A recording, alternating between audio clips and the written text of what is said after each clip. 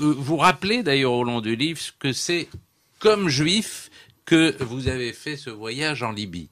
Ah oui. Ces voyages, cette saison en Libye, c'est comme français, comme écrivain et comme juif.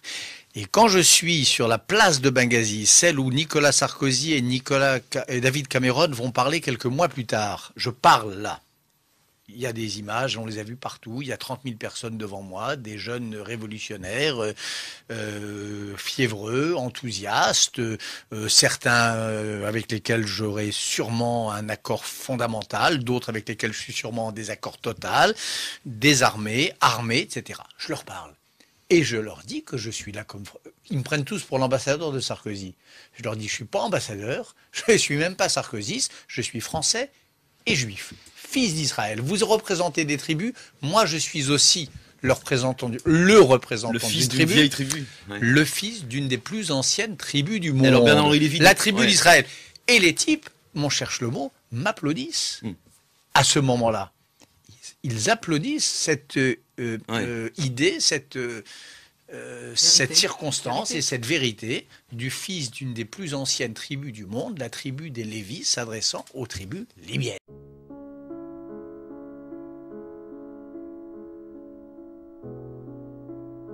Je voudrais dire à mes amis musulmans, cette majorité du musulman qui, à l'intérieur de l'islam, lutte contre l'islam radical et lutte contre l'islam fascisant, qui a un instrument extraordinaire, dont je pense qu'ils gagneront la partie le jour où ils en auront l'équivalent et qui s'appelle le Talmud.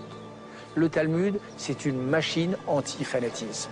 Vous ne pouvez pas être un fondamentaliste digne de ce nom si vous disposez d'un Talmud et si vous le connaissez, si vous le lisez, parce qu'alors se dissout instantanément l'idée même d'une vérité intouchable et tellement sacrée qu'en son nom, les pires forfaits peuvent être accomplis. On ne verrait plus des masses de fanatiques défiler devant telles ambassades, brûler tel drapeau ou commettre tel meurtre au motif que l'on aurait insulté la figure sacro-sainte du prophète. Non, il n'y a pas de sacro-saint. La pensée juive, elle a aussi pour effet de casser en son milieu l'idée même du sacro-saint. C'est le sacré ou c'est le saint? Si vous êtes du côté du sacré, vous êtes du côté du fondamentalisme.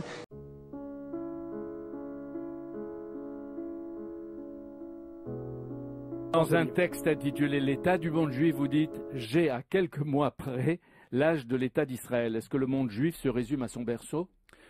Bien sûr que non, mais l'État d'Israël pour tout juif et pour tout démocrate, c'est quelque chose de très important.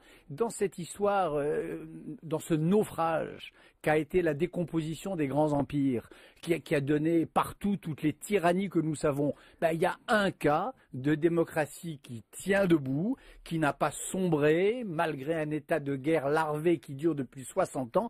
Et cet État démocratique, c'est Israël. Avec une armée qui fait ce qu'elle a fait à Gaza, comme dit les Nations Unies. Allez, ça c'est pour vous provoquer. Non, avec une armée qui, comme toutes les armées du monde, évidemment, commet des erreurs, mais dont j'écris et dont je démontre qu'elle demeure néanmoins la seule armée démocratique que je connaisse où, de haut en bas de la hiérarchie, on se pose du matin au soir des questions morales. Ça, c'est une plaisanterie. C'est extrêmement sérieux. Il y a 2 reportages pendant la guerre de Gaza et pendant la guerre du Liban où j'interroge des soldats, des unités spéciales israéliennes et je démontre, je les décris en effet, essayant par tous les moyens, dans cette situation d'horreur que sont les guerres, d'épargner au maximum les victimes civiles.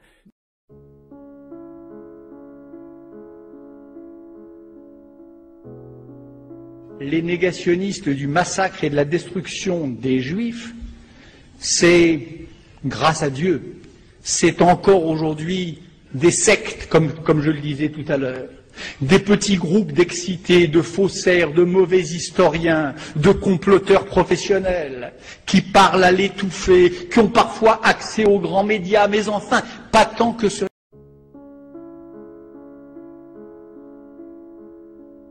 Mais c'était une bataille, c'était pas un massacre. Et c'est vrai qu'il est massacré, Bernard-Henri Lévy, et c'est le centre d'une ville qui est massacrée. Un des plus grands photographes américains, Chris Morris, a dit « Je n'avais pas vu ça depuis Ground Zero ».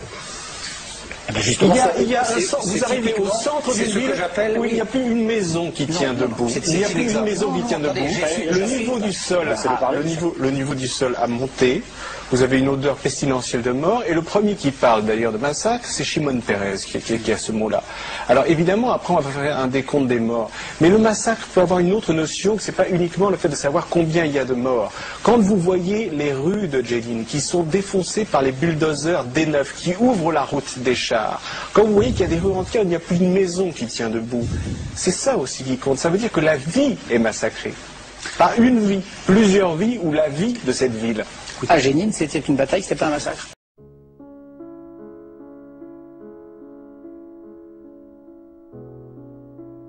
J'ai dit devant une assemblée du CRIF, oui, devant une assemblée des institutions représentatives voilà, en France. voilà, face à un public en majorité juif qui exprimait leur anxiété face aux révoltes du monde arabe, je leur ai dit que l'universalisme et l'humanisme juif tel qu'il les a façonnés et tel qu'il m'a façonné aussi commandaient de se porter au secours de ces révolutions arabes. Attendez, je suis plus que très attaché, je suis inconditionnellement attaché à Israël. Je suis un ami inconditionnel d'Israël. Et c'est à ce titre que je vous dis qu'au contraire, ces printemps arabes, je pense que c'est bon pour Israël.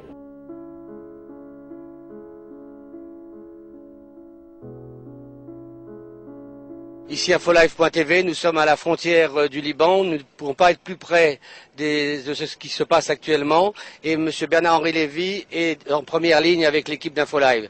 M. Bernard-Henri Lévy, dès qu'il se passe un grand drame, une grande guerre dans le monde, vous êtes en première ligne. Que ressentez-vous aujourd'hui ? Écoutez, je ressens beaucoup de tristesse chaque fois que les hommes se battent. Moi, je suis quelqu'un de pacifique. Je n'aime pas la guerre, je la connais bien et je la déteste. Elle me fait très peur. Et en même temps, j'ai le sentiment qu'Israël mène une guerre juste et inévitable. Je crois qu'il était impossible face à l'existence du Hezbollah, à sa puissance croissante, aux arsenaux qu'il a accumulés là, de l'autre côté des collines. Je pense qu'il était impossible pour Israël de ne pas réagir un jour ou l'autre.